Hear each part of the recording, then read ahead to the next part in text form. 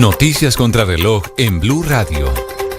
5 de la mañana, 30 minutos. Actualizamos las noticias en Blue Radio. Continúa la mediación de la Iglesia Católica para suspender los combates entre el ELN y el Clan del Golfo, que han dejado más de 5.000 personas confinadas en el sur de Bolívar. Las comunidades reclaman el paso de alimentos y también de medicamentos. En las últimas horas fue hostigada la estación de policía del municipio en Arenal sin reporte de víctimas.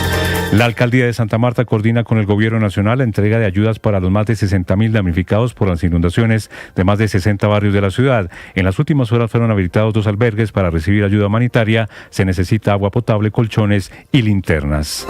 Continúa cerrada la vía Tunja-Bogotá en jurisdicción del puente de Boyacá por cuenta del paro de campesinos, quienes exigen la delimitación de los páramos y la regulación de actividades económicas para las comunidades que habitan estas zonas. Por otro lado, más de 5.000 mineros de Boyacá cumplen 24 horas de paro indefinido, bloquean vías de Paipa, Sogamoso y también en Tunja denuncian el abandono del gobierno nacional. La protesta de mineros en Cundinamarca también mantiene cerrada la vía que del municipio de Ubaque comunica a Simijaca. Después de más de 12 horas de cierre, fue habilitado el paso en la vía Bogotá-La Calera, a la altura del kilómetro 6, donde habitantes de 5 municipios del oriente de Cundinamarca protagonizaron una jornada de protestas por el mal estado de las vías.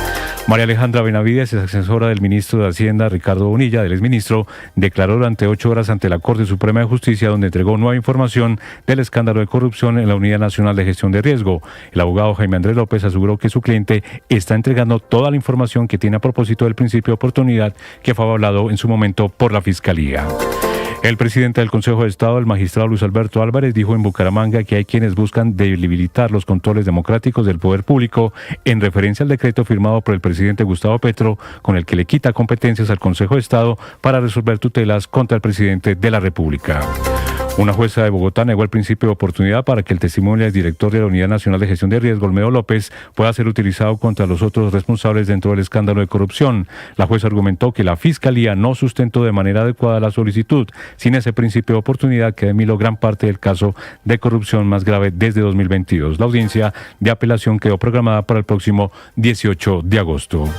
El Tribunal Superior de Bogotá negó la suspensión provisional de la detención domiciliaria del expresidente Álvaro Uribe mientras se resuelve de fondo la tutela que interpuso su defensa contra la decisión que emitió el pasado viernes la jueza 44 de conocimiento de Bogotá, Sandra Heredia.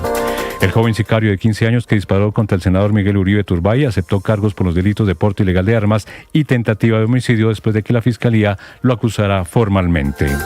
Los agentes del CTI Víctor Forero Cortés y Juan Camilo López Linares, investigados por presuntamente alterar informes de policía judicial en el caso de Pacho Malo, se entregaron de manera voluntaria en el antiguo edificio de SLAS para cumplir la medida privativa de la libertad en un centro de reclusión especial mientras avanza la investigación en su contra. Ampliación de estas y más noticias en BlueRadio.com. Sigan con Mañanas Blue. Estás escuchando Blue Radio.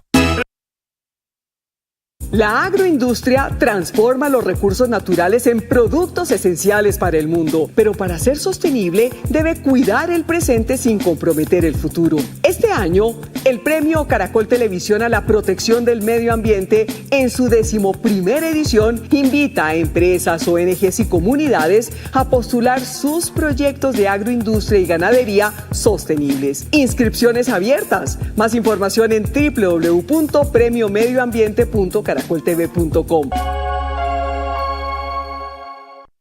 Los vamos a acompañar esta mañana con noticias, con historias. Los saludo desde Mañanas Blue. Feliz mañana para todos. Mañanas Blue con Néstor Morales es de nuevo el programa más escuchado en Colombia. Gracias. Porque todos han ayudado a construir esto. Más personas despertando con Blue. Con ánimo, con fuerza, iniciamos nuestra jornada.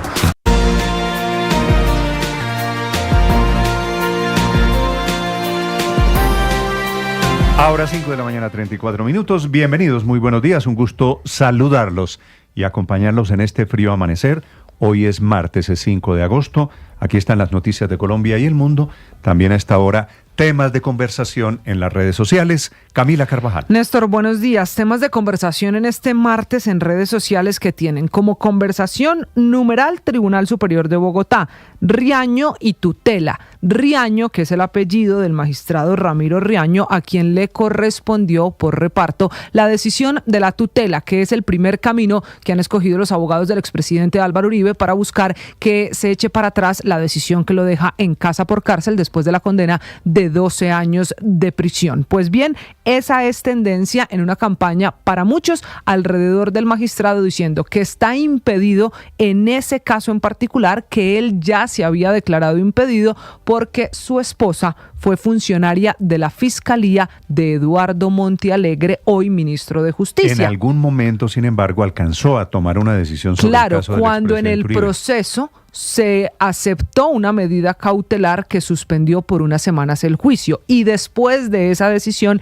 él se declaró impedido, contando el episodio de su esposa. Es que acuérdese que Eduardo Montealegre es declarado víctima en el proceso, aunque el proceso, el pedacito del proceso por el que Montealegre es declarado víctima fue el único delito por el que Uribe no quedó condenado.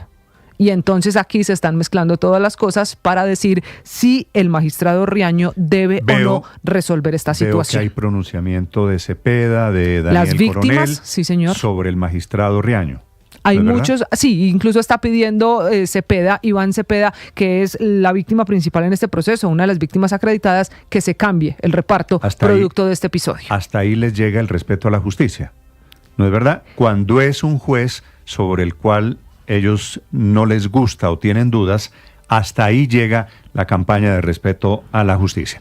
Muy bien. Y Néstor, mucha confusión para la gente en redes sociales, porque una cosa es la medida cautelar, otra es la tutela, y ya hay una segunda tutela. La tutela no ha sido decidida. No Lo de que fondo. fue decidido anoche en el Tribunal de Bogotá fue la medida cautelar, que era la suspensión provisional. Que dicho de otra manera era un recurso para que Álvaro Uribe Vélez no tuviera la medida de detención domiciliaria mientras se fallaba la tutela, y a su vez mientras se resolvía la segunda instancia. Eso fue lo que se negó. Habrá que esperar en las próximas horas la decisión de fondo de la tutela, y recuerde, los abogados, el doctor Granados tiene hasta el 13 de agosto, la próxima semana, para radicar la segunda instancia, la apelación en el Tribunal de Bogotá. Del caso Uribe. Uribe sigue siendo la gran tendencia. Porque ahora vendrá la decisión de fondo sobre la tutela, que es la esperanza que tiene la defensa para que el expresidente Uribe recupere su libertad mientras se decide y queda en firme ejecutoria de la sentencia con una decisión de segunda instancia, para la que hay plazo hasta octubre, porque si no prescribe el proceso. Pero ya que nos metimos en este tema, también es muy fuerte una fotografía que le voy a mostrar, que tiene que ver con la política y es de cara precisamente a las elecciones de 2026. La primera reunión de los 7 aspirantes a ganarse el cupo del pacto histórico de cara a las elecciones de 2026. Se ha confirmado que por lo menos estos 7 aspirantes que usted ve en la foto, Gustavo Bolívar, María José. Bolívar, ese es el de la derecha. Sí, Carolina Corcho. Daniel Quintero. Lo recibieron pese a todas las críticas. María José Pizarro, Gloria Flores, Susana Muhammad y el representante de los pueblos negros, el líder afro Ali Bantu Achanti, que usted lo ve en la fotografía al lado de Susana Muhammad. Ellos son los 7 que se van a enfrentar para ese cupo de la izquierda en la consulta del 26 de octubre y así saber quién será el candidato. Pueden ser 8, porque Camilo Romero, que fue embajador de este gobierno en Argentina, no descarta pedir un cupo más ahí, y por eso esta foto también es tendencia en redes sociales de cara a la campaña. Y finalmente, Néstor, le tengo que hablar de una tendencia mundial: las fotos de los niños que se están muriendo de hambre en Gaza. Fotografías que siguen dando la vuelta al planeta entero. Cada vez se ven más flacos, más desnutridos, con más llamados de organismos internacionales diciendo que se está acabando el tiempo, porque como muestran las imágenes, los niños literalmente, Néstor, se están muriendo de hambre. Hay unas imágenes francamente conmovedoras. Son niños famélicos en sus huesos a los que no les está llegando la comida y están muriendo por decenas. Les tienen bloqueado la ayuda alimentaria y dice el gobierno de Netanyahu, con todo el cinismo del mundo, que es que el gobierno de Gaza, y ese es el problema, está acaparando la ayuda que envían y que están enviando desde helicópteros, que está enviando ayuda en alimentos y en agua potable a esa gente en la Franja de Gaza que está viviendo un infierno literalmente. Novedades, hay una noticia de última hora: la cifra de los muertos por los ataques israelíes en Gaza ya es de 61.000, más de 61.000 personas por los ataques que comenzaron hace año y medio. Las 5:40 desde Europa, a esta hora Enrique Rodríguez.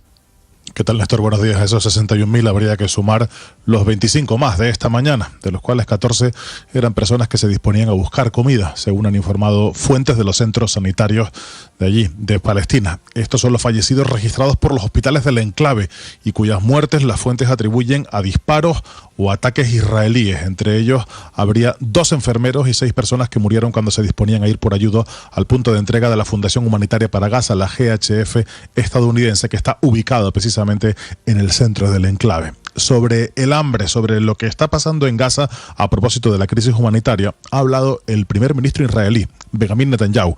Lo ha hecho en inglés, porque cuando lo hace en ese idioma es cuando su mensaje, o porque su mensaje quiera que sea más escuchado en Estados Unidos. Netanyahu se libra de toda responsabilidad. Dice que ellos, que su gobierno, que Israel está enviando comida, pero que en realidad es Hamas quien está robando la comida dentro de la Franja de Gaza. But in the last few months, this humanitarian aid has been interdicted by Hamas looting. They steal the food from their own people. But in the last few months, that food has not been reaching the Palestinian civilians because Hamas is stealing it. Hamas está robando la comida de su propia gente. Por si les llama la atención esa música que sonaba de fondo, no la hemos añadido nosotros. Es una música que esa música de corte dramático, está en las declaraciones que ha subido Benjamin Netanyahu en un vídeo de apenas 2 minutos que ha subido a la red social X. En esa misma red social, en ese mismo vídeo, mejor dicho, dice otro de los aspectos interesantes de esta mañana, que ha autorizado, le ha dicho a la Fuerza Aérea Israelí que proceda al lanzamiento de comida desde aeronaves y ha pedido a otros países que se sumen a esa iniciativa. Llega tarde el primer ministro Netanyahu, porque ya este fin de semana algunos países lo habían hecho, entre ellos España, lanzando 12 toneladas de comida sobre la Franja de Gaza. Esos lanzamientos son peligrosos, poco efectivos y desde luego no ayudan a paliar lo que está pasando en la Franja de Gaza. Pero en cualquier caso, Netanyahu lo presentaba también esta mañana como una gran novedad. I've authorized the Israeli Air Force to airdrop humanitarian food and medical supplies to Palestinian civilians. We invited other countries to join these airdrops, and many have. We also designated safe corridors through which these trucks can travel without being looted by Hamas. Y añadía que se había autorizado, que iba a autorizar también la creación de unos corredores humanitarios por donde los camiones pudieran entrar a la franja y pudieran evitar el cerco de Hamas y que Hamas robase esa ayuda humanitaria. En cualquier caso, Netanyahu vuelve a insistir en esas medidas, pero son unas medidas que han demostrado poca eficacia. Y lo que sí está claro es que mucha de esa comida se encuentra en los puestos fronterizos. Y si bien hay un mercado negro de comida y una parte de esa comida que es robada, buena parte de ella sencillamente no está entrando a la franja. Sobre lo que pueda pasar hoy en Israel, muchos medios están dando o haciendo hoy cuenta de una información que apunta a que el Gabinete de Seguridad israelí, que se tiene que reunir a lo largo de esta jornada, podría aprobar a iniciativa del propio Benjamin Netanyahu la toma completa, es decir, la ocupación total de la Franja de Gaza. Son informaciones que ahora mismo está surtiendo el diario Yediot Ahronoth, uno de los más importantes de Israel. Eso sí, esa decisión que, insisto, todavía no se ha anunciado y que va al Consejo de Seguridad, al Gabinete de Seguridad israelí, cuenta con varias oposiciones. Una importante dentro de Israel, pero seguramente la más importante es la del Ejército de Israel, que dice que esa medida podría ser contraproducente, porque una ocupación de la franja llevaría casi de manera segura la muerte de los rehenes que todavía se encuentran allí, Néstor. Terribles imágenes, Enrique. Gracias. 5:43 a.m. En Colombia, el Tribunal Superior de Bogotá tomó la primera decisión en contra del expresidente Álvaro Uribe. Es el tribunal que debe estudiar de fondo el tema de la tutela. Protestan diferentes actores por la elección. El reparto le cayó al magistrado Ramiro Riaño. El tribunal negó en las últimas horas la suspensión de la medida de detención domiciliaria contra el expresidente Uribe, que tendrá que pagar a partir de ya detención domiciliaria, como ordenó la juez Heredia el viernes de la semana pasada. No a la espera del fallo de segunda instancia, no a la espera de que la orden quede ejecutoriada. Protesta y pide respeto a las decisiones judiciales el senador Iván Cepeda. Y con relación a su libertad, pues está el asunto desde nuestra perspectiva que ha habido una campaña intensa de presión primero y ahora una especie de campaña vengativa y de persecución contra la señora jueza, que tiene múltiples expresiones. Y todas ellas, o por lo menos una parte muy significativa de esas acciones, sin lugar a dudas con el conocimiento y muy probablemente con la participación. Protestando el senador Cepeda contra la campaña que posiblemente la hay, contra la juez Heredia, pero también él al tiempo protestando porque el reparto le cayó a un juez que no le gusta, no le da confianza. El magistrado del Tribunal de Bogotá se llama Ramiro Riaño. En esas manos estará el fallo de la tutela del expresidente Álvaro Uribe. Juan Esteban Quintero. Néstor, buenos días. Quedó en firme la orden de captura inmediata dictada por la jueza Sandra Heredia durante la lectura del fallo, que condenó al expresidente Álvaro Uribe por los delitos de fraude procesal y soborno en actuación penal. El Tribunal Superior de Bogotá negó la medida provisional solicitada por el abogado Jaime Granados, con la que se buscaba suspender dicha orden mientras se resuelve la apelación que deberá ser evaluada por 3 magistrados en segunda instancia. Esto significa que el despacho de la jueza Heredia deberá remitir la respectiva boleta de encarcelamiento al INPEC, entidad que deberá hacer vigilancia y cumplir la orden en la residencia del exmandatario, ubicada en Río Negro, Antioquia. No obstante, aún está pendiente la decisión de fondo sobre la acción de tutela, en la que el equipo jurídico de Uribe sostiene que hubo graves vulneraciones al debido proceso por parte de la jueza Heredia. El principal argumento del abogado Granados es que su cliente se presentó a todas las audiencias y por tanto no representa un riesgo de fuga. Todos los ojos están puestos ahora sobre el magistrado Ramiro Riaño, a quien se le asignó por reparto el estudio de esta tutela. En febrero pasado, Riaño ya se había declarado impedido en otra tutela del caso Uribe, tras argumentar que su pareja tuvo una relación laboral cercana con el exfiscal y actual ministro de Justicia Eduardo Montealegre. Resta saber si volverá a declararse impedido en este nuevo recurso. Juan Esteban Quintero, Blue Radio. Juan, 5:47 a.m. Atención, censo de los damnificados en Santa Marta después del diluvio del domingo en la tarde-noche. 700 familias, pero un número que podría aumentar cuando se reanuden las actividades de registro. Están apenas haciendo la evaluación y desarrollando las primeras campañas para ayudar a la donación de alimentos, a productos de primera necesidad, con los voluntarios que están trabajando esta madrugada en Santa Marta. Vanessa Saldarriaga. Néstor, buenos días. Las calles de Santa Marta siguen bajo el lodo, que las fuertes lluvias del pasado domingo arrastraron también hasta las viviendas, lo que tiene más de 60 barrios afectados, donde hasta el momento se están contabilizando 700 familias damnificadas, es decir, cerca de 3.000 personas que perdieron sus enseres y electrodomésticos. La cifra ya es alarmante, pero aún así podría ser más alta, pues el censo aún no termina, y es que mientras la evaluación de los daños continúa, en las zonas afectadas se están viviendo momentos de tensión. Ayer, por ejemplo, hubo un fuerte reclamo por parte de un grupo de ciudadanos a unos funcionarios de la alcaldía, a quienes habitantes del barrio Pescadito les estuvieron reclamando sobre por qué estaban haciendo una brigada para perros, mientras varias personas seguían sin poder entrar a sus casas tras la entrada de agua y lodo. Respeten para que la respeten. Nosotros somos los que estamos sufriendo. Mira, ahí está el otro señor. Tienen que respetar. Entre tanto, la alerta naranja se mantiene por posibles crecientes súbitas de los ríos que bajan de la Sierra Nevada y el temor que tienen las comunidades de que vuelva a llover, lo que de acuerdo con las indicaciones que entrega el IDEAN podría darse hoy en horas de la tarde. Barranquilla amanece con 27 grados y cielo parcialmente nublado. Vanessa, 5:48 a.m. anuncia que prenderá el ventilador María Alejandra Benavides, que era la auxiliar, la asesora de Ricardo Bonilla cuando era el ministro de Hacienda y cuando se desató el gran escándalo de corrupción alrededor de la unidad de gestión de riesgo. Compraron congresistas, feriaron platas públicas, se repartieron un inmenso botín con la complicidad de varios congresistas contra quienes ella, doña María Alejandra Benavides, va a contar todo lo que sabe, que deben estar temblando. Julio Elías Chagüí, Liliana Estar Vitar, Juan Pablo Gallo, Julián Peinado, Karin Manrique, Wadid Mansur, Juan Diego Muñoz, muchos de estos congresistas que posaban de ser antigobiernistas, eran del Partido Conservador o de la U o inclusive de Cambio Radical, y que por debajo de la mesa estaban feriando, participando en los actos de corrupción del gobierno. Hablando del testimonio de su cliente, el abogado, la cliente es María Alejandra Benavides, repito, exfuncionaria, un alto cargo en el Ministerio de Hacienda, el abogado penalista Jaime Andrés López. Así es, no es solamente su testimonio, también hay evidencia probatoria que se aportó en su momento a la Fiscalía y ahora a la Corte. Ella está dando y entregando toda la información que tiene Yo soy respetuoso, todos somos respetuosos del proceso, de las garantías procesales de todos los sujetos procesales. Entonces, ese tipo de calificativos se los dejo, pero por supuesto. En su teléfono, en su gestión como asesora del ministro de Hacienda de la época, está todo el historial de las platas que se repartieron desde la Unidad de Gestión de Riesgo.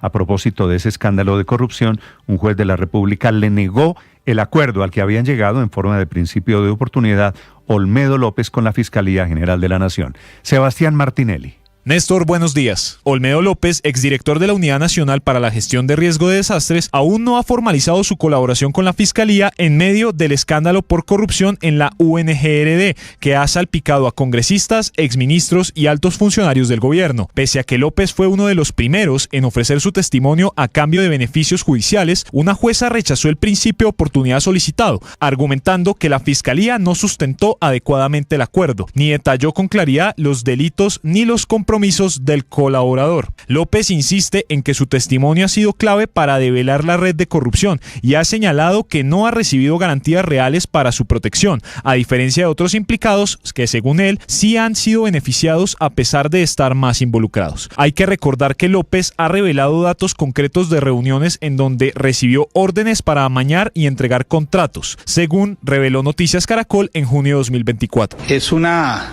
cadena que va de lo más alto, desde la orden de un ministro, hasta pasar por las manos del alcalde e inclusive hasta el nombre del contratista que iba a ejecutar la obra. La audiencia fue aplazada para el próximo 18 de agosto, fecha en la que se espera una nueva revisión de acuerdo y la respuesta a las apelaciones presentadas por la Fiscalía y las víctimas del caso. Sebastián Martinelli, Blue Radio.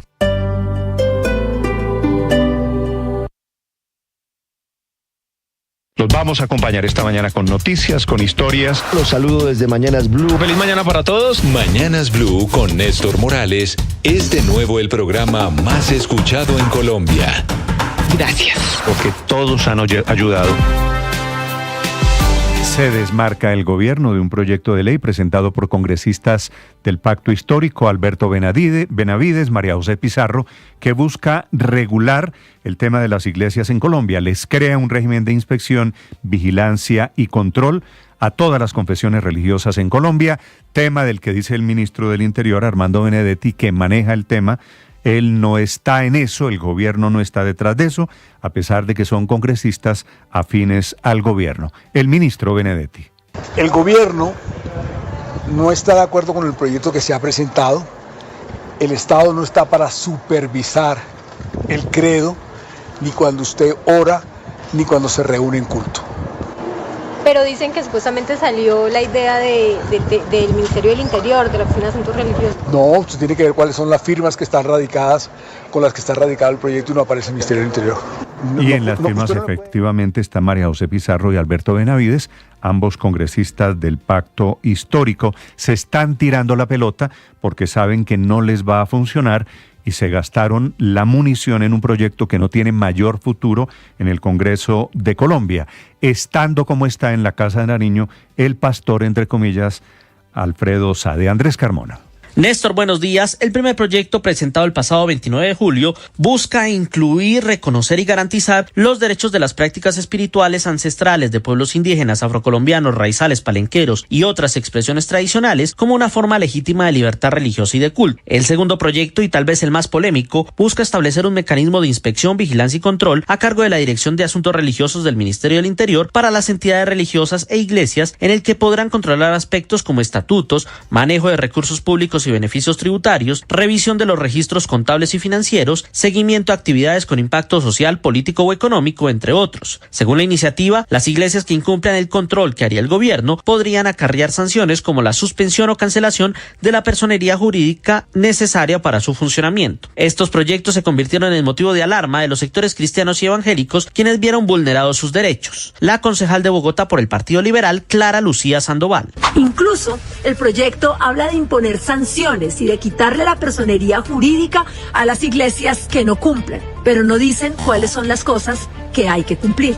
El pacto histórico, en vez de estar persiguiendo corruptos y terroristas, se inventaron este proyecto para perseguir cristianos. Lo curioso de todo esto es que ante la polémica, ahora nadie quiere apersonarse como el padre o madre de la criatura. El senador por el Polo, Carlos Alberto Benavides, rechazó la autoría del proyecto a pesar de haber firmado la erradicación de la iniciativa y le echó la culpa a la Dirección de Asuntos Religiosos del Ministerio del Interior. Sin embargo, tratando de apagar el incendio, el ministro Armando Benedetti se reunió en la tarde de este lunes con 30 líderes de distintas denominaciones religiosas y allí les aseguró que desde su cartera no se estaba impulsando una ley que atente contra las creencias o que imponga restricciones y vigilancia a la fe. Andrés Carmona, Blue Radio. Que no, pero sí manda a decir el gobierno. Son las 5 de la mañana, 55 minutos. Esta madrugada, atención, hay un nuevo bloqueo. Aquí en Cundinamarca es el municipio de Ubalá, en donde los habitantes están denunciando cobros abusivos de la empresa Enel, que es la que maneja la energía en el centro del país. Felipe García. Hola Néstor, sí señora, a esta hora se registra un nuevo bloqueo en el oriente de Cundinamarca, donde comunidades del municipio de Ubalá salieron a las vías en protesta contra Enel. Más de 300 personas participan en esta manifestación que no solo involucra a habitantes de Ubalá, sino que también cuenta con el respaldo de pobladores de municipios cercanos como Gachetá, Gachalá, Gama y Junín. Se trata de un movimiento regional que ha venido escalando en los últimos días. Los manifestantes han dejado claro que no se está hablando de retención ni secuestro de personas. Lo que sí han hecho entender es que están deteniendo maquinaria de la empresa que tenía como destino las labores de mantenimiento en la bocatoma del proyecto hidroeléctrico de Enel como forma de presión para obtener respuestas concretas a sus peticiones. Las comunidades aseguran estar cansadas de las promesas sin cumplir y exigen avances reales en obras, inversión social y mejoras en infraestructura que según ellos la compañía de energía ha venido postergando durante años. Por ahora, Néstor, las comunidades locales hacen un llamado al diálogo a las autoridades, mientras los líderes de la protesta insisten en que se mantendrán en el lugar hasta que sean escuchados por la compañía. ¿Quiénes están retenidos allí, Felipe? No están retenidos ninguna persona, Néstor. Lo que pasa es que están bloqueando la entrada a la compañía para retener las maquinarias y las máquinas y también los vehículos que iban a ser usados para mantenimiento. Por eso, retuvieron máquinas, pero no trabajadores. No trabajadores, vale. Sí, señor. 5 de la mañana, 57 minutos. Noticia económica de este día, martes, Víctor Grosso. Néstor, buenos días. Nuevas proyecciones económicas del Banco de la República en su informe de política monetaria que dejan ver por qué ha sido tan cuidadoso para bajar sus tasas de interés, generando innumerables críticas del gobierno nacional. Y una de las respuestas es que la inflación, aunque ha caído, nada que regresa a la meta del 3% y se tardará un buen tiempo para hacerlo. En el informe, el banco subió su proyección frente a la inflación para este año desde 4,4 hasta el 4,7%. Incrementos salariales muy por encima del costo de vida y mayores presiones en producción para empresas por la reducción en la jornada laboral están entre los factores que han retrasado el regreso de la inflación a su meta. Para el otro año, el banco subió su pronóstico desde el 3 hasta el 3,2%, así que en 2026 tampoco regresaremos a la meta, algo que el propio emisor calcula ocurrirá a mediados de 2027, así que con estas nuevas estimaciones, la inflación completaría 6 años desviada de la meta. El emisor también actualizó otras proyecciones para este 2025. La de crecimiento económico subió desde el 2,6 hasta el 2,7%. La de desempleo bajó de 9,6 a 9,2% y la de petróleo aumentó un poco, pasando de 67 a $68 por barril. Víctor Grosso, datayfx.com. Estás escuchando Blue Radio. Reciclar es fácil, pero sabemos que no siempre sabes dónde va cada residuo.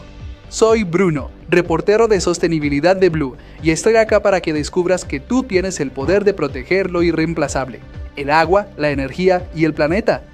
¿Sabes cuál es el primer paso para reciclar? Fácil, divide los residuos. Si el residuo está limpio y seco, es aprovechable y va a la bolsa blanca. Si el residuo está sucio o contaminado, no es aprovechable y va a la bolsa negra. Y si no estás seguro, trata de dejarlo lo más limpio posible dentro de la bolsa blanca. Los recicladores sabrán qué hacer con él. Así de fácil se recicla a blanco y negro y podemos darle una nueva vida a nuestros residuos. Conoce más en www.bluradio.com o escaneando el código QR. Una iniciativa de Blue en alianza con Wiro. Los vamos a acompañar esta mañana con noticias, con historias. Los saludo desde Mañanas Blue. Feliz mañana para todos. Mañanas Blue con Néstor Morales es de nuevo el programa más escuchado en Colombia. Gracias. Porque todos han ayudado a construir esto. Más personas despertando con Blue. Con ánimo, con fuerza, iniciamos nuestra jornada. Más razones para darles 1.000.000 de gracias por hacernos la número 1. Blue, más que radio. La agroindustria transforma los recursos naturales en productos esenciales para el mundo, pero para ser sostenible. El periodismo no tiene apellidos. Es siempre honesto, independiente y comprometido con la verdad. El periodismo no es amigo del poder, lo vigila. Hoy, Mañanas Blue les ofrece periodismo con contexto. Las dos caras de la moneda, sin exageración, sin especulación. A partir de este momento, Mañanas Blue es periodismo en radio. Bienvenidos.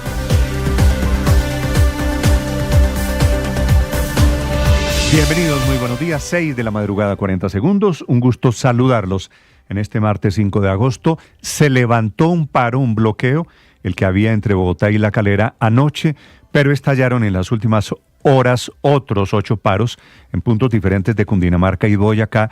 Bloqueos que van a hacer imposible, por ejemplo, la celebración de la batalla de Boyacá, que es pasado mañana, el jueves, el festivo, el 7 de agosto, y que inclusive van a complicar la etapa de hoy martes de la Vuelta a Colombia. El bloqueo más reciente se desató esta madrugada. Está en Ubalá, una protesta contra Enel por el cobro de energía. Están allí muy molestos los campesinos en el nororiente de Cundinamarca, pero también hay bloqueo en Ubaté, allí con mineros que no permiten el paso en la glorieta de la Vaca, en la vía Ubaté-Simijaca. Es un bloqueo al norte del departamento. Y hay 6 bloqueos, ojo con estos, que son los más problemáticos, en la vía Tunja-Bogotá. Unos por mineros exigiendo apoyo del gobierno nacional, cumplimiento de acuerdos previos, otros campesinos de los páramos, paperos que piden cambiar el límite de la zona en la que pueden hacer su actividad de cultivo. Estos bloqueos ocurren en Venta Quemada, Paipa, Monguí, Sogamoso, San Pablo de Borbur y en el puente de Boyacá, en donde está la situación más crítica. No hay paso allí, va a pasar, o iba a pasar, la etapa 5 de la Vuelta a Colombia, que estaba programada para pasar por el puente de Boyacá, y obviamente no hay vías alternas. La ruta es entre Duitama y Tocancipá, pero van a tener que cancelarla.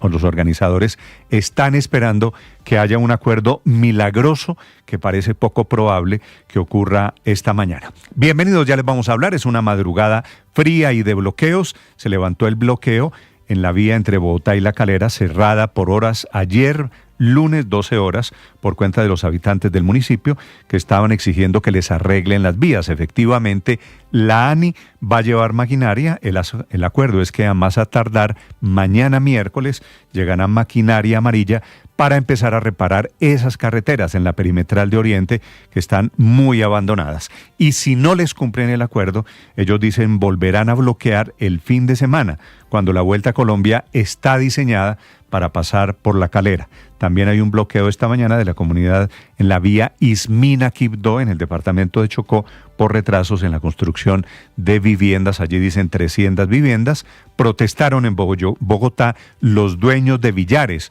que llevaron billares gigantes de juguete para demostrar que la alcaldía, dicen ellos, los está perjudicando porque a discotecas, bares les permitirán abrir a las 3 de la mañana. Hoy los billares solamente pueden estar abiertos hasta la medianoche. Y ese es el motivo de las protestas de los billaristas en Bogotá. Así que es un martes lleno de protestas, vías de hecho a las que está recurriendo todo el mundo. Bienvenidos, es un gusto saludarlos. Hace frío en Bogotá, la temperatura es de 9 grados centígrados. Les voy a contar en segundos las consecuencias de la primera decisión del Tribunal Superior de Bogotá en contra del expresidente Álvaro Uribe. Le negó el tribunal la suspensión provisional de la detención domiciliaria, pedida en una medida cautelar que había sido solicitada por el abogado de Uribe, Jaime Granados, en la tutela que fue radicada el día de ayer.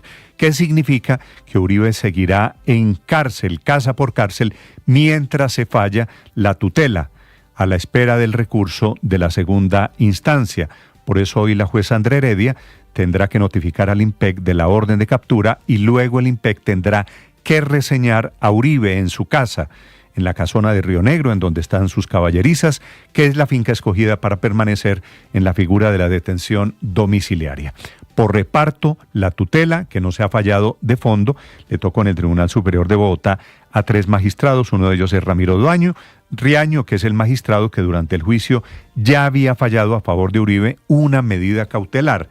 Y esa figura del magistrado Riaño desata las suspicacias entre quienes venían defendiendo a la jueza Heredia, que están atacando con todo esta mañana en sus redes sociales al magistrado Riaño.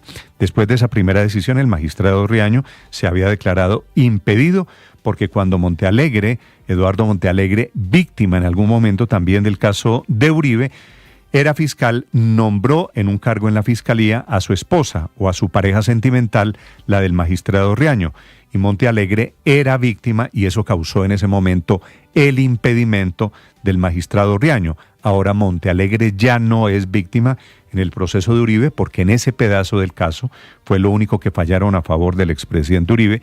Seguramente tendrá que tomar una decisión el magistrado Riaño para este efecto. Si no es Riaño, informan desde el Tribunal Superior de Bogotá, la decisión saldrá firmada por los otros 2 magistrados, Rugeles y la doctora Aura Alexandra Rosero, únicamente 2 de los 3 magistrados de esa sala. En este caso ya las 2 tutelas radicadas. También radicó tutela en el caso de Uribe su jefe de partido, el Centro Democrático, el doctor Vallejo, que presentó la otra tutela contra la condena del expresidente con las mismas pretensiones y básicamente con los mismos argumentos. Y hablando de las grandes noticias, de los escándalos, les voy a contar en segundos de la decisión del gobierno de implementar la reforma a la salud vía decreto. Salió el primer borrador de una resolución que fija los criterios, los estándares que tienen o tendrían que cumplir las EPS para permanecer en el sistema. Quedan obligadas a funcionar por regiones. La Superintendencia de Salud va a determinar la asignación de afiliados. Por ahora es un borrador de resolución publicado para comentarios. Tendrán 10 días quienes estén interesados, entre ellos exministros de salud que le envían una carta en las últimas horas protestando por la decisión del presidente Petro de hacer vía decreto con decisiones administrativas lo que no pudo hacer por el Congreso de Colombia.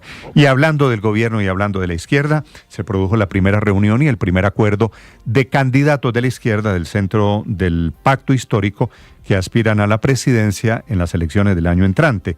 Se van a medir primero y están pactando las reglas de juego en una consulta que va a ser el próximo 26 de octubre. Los firmantes, que antes no se podían ver, Gustavo Bolívar, María José Pizarro, Daniel Quintero, el exalcalde de Medellín, la exministra Carolina Corcho, Gloria Flores, Susana Mohamed y Ali Bantú, que es un representante de las negritudes. Pese a todas las críticas, recibieron finalmente a Quintero y en esa misma consulta están pidiendo pista el ex embajador Camilo Romero, que también tiene problemas judiciales, y otras personas. Así que es una lista larga esta de la izquierda que va a tener o intenta tener un candidato de unidad para enfrentar las elecciones del año entrante. Les voy a contar en segundos de la crisis en el sur de Bolívar. Han creado un corredor humanitario e intentan llevar medicinas y alimentos a 5.000 personas que están cumpliendo 15 días confinadas. El presidente Petro, tan interesado en el drama humanitario en el Medio Oriente, todavía no toma decisiones de fondo sobre esta tragedia que están viviendo allí. Estas, repito, 5.000 personas que están sin poder salir, no les llegan alimentos, no les llegan combustibles, en una guerra producida por enfrentamientos entre 2 grupos, el ELN y el Clan del Golfo. Y a propósito del gobierno, les contaré de la audiencia y del ventilador en el que está María Alejandra Benavides, que era asesora del ministro Bonilla en el Ministerio de Hacienda cuando se produjo el escándalo de corrupción en la unidad de gestión de riesgo. Ella va a estar toda la semana en la Corte delatando a los congresistas que según los chats, según las pruebas, habrían participado en el reparto, que vendieron su voto por muchos miles de millones de pesos. Noticias de Colombia y el mundo a partir de este momento. Bienvenidos, 6 de la mañana, 9 minutos. Es un gusto saludarlos. Los acompañaremos con las historias del momento. Es martes 5 de agosto. Hay protestas esta madrugada en Brasil contra el juez, se llama Alexandre de Moraes, que es el hombre que ordenó la detención domiciliaria de momento contra el expresidente Bolsonaro, que le había puesto un brazalete, incumplió las condiciones y ahora la mandaron a la casa por cárcel como Uribe en Colombia. Lo más importante enseguida, bienvenidos. Aquí están las noticias en el resumen, en Voces y Sonidos en Mañanas Blue. Quitan la frontera agrícola y lo de no puede tener uno una receta porque se la quitan, una matica de cebolla únicamente uno con eso que va a vivir. Las protestas de campesinos y mineros tienen bloqueada la vía que comunica Boyacá con la capital del país. Los campesinos han señalado que exigen se cumpla lo acordado en octubre del año pasado cuando se realizó ese primer gran paro de campesinos que habitan en zona de páramo. Por ahora los voceros piden prudencia de todas las partes. Y en Paipa y Sogamoso continúa el paro de mineros, aunque ya están en diálogo con autoridades del gobierno nacional. Las manifestaciones se mantienen. Y esta madrugada también por protesta de los mineros fue cerrado el paso en ambos sentidos de la vía Ubaté-Simijaca, específicamente en el sector La Glorieta de la Vaca. El Invías confirma que no existe ruta alterna para este tramo.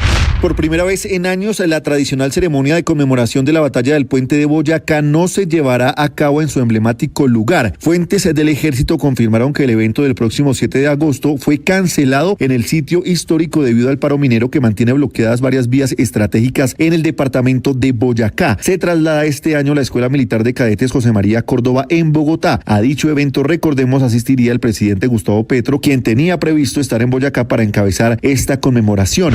Debido precisamente a los bloqueos de vías, está en duda la etapa número 5 de la Vuelta a Colombia en el tramo entre Duitama y Tocancipá, que pasa necesariamente por el puente Boyacá.